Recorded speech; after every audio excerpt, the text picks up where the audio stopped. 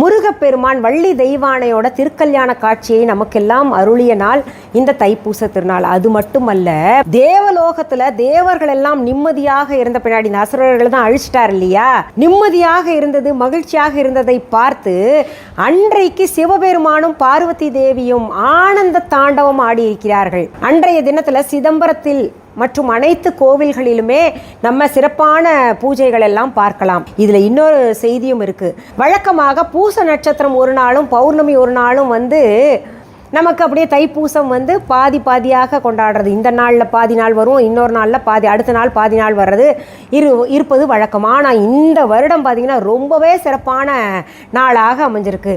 பௌர்ணமியும் பூச நட்சத்திரமும் இணைந்து வரக்கூடிய நாளில் நம்ம தைப்பூச நாள் கொண்டாடுறோம். பூச நட்சத்திரம் குரு பகவானுக்குரிய நட்சத்திரம். குரு யாரு? முருகப்பெருமான் தான்.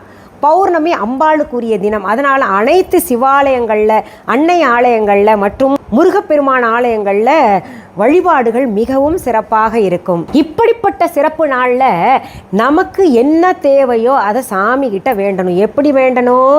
நம்ம ஐம்புலன்களையும் அடக்கி நம்ம எப்போவுமே வழிபாடு செய்ய வேண்டும். பக்தி ஆன்மீகம்னா என்ன?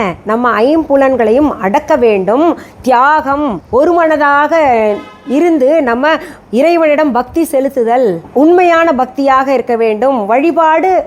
வழிபாட்டிலே கவனம் செலுத்த வேண்டும். நம்ம ஐம்புலன்களையும் அடக்க வேண்டும். இதெல்லாம் தான் பார்த்தீங்கன்னா ஆன்மீகம், பக்தி அப்படின்னு சொல்லலாம். நம்முடைய எண்ணமும் இறைவன், நம்முடைய எண்ணம் எப்போவுமே ஒரே நேர்கோட்டில், இறை என்கின்ற நேர்கோட்டில் பக்தி செலுத்தும் போது இருக்கணும் அப்படின்னு. அப்படி செலுத்தும் போது தான் பார்த்தீங்கன்னா நம்முடைய துன்பங்கள், துயரங்கள் எல்லாமே போகும்.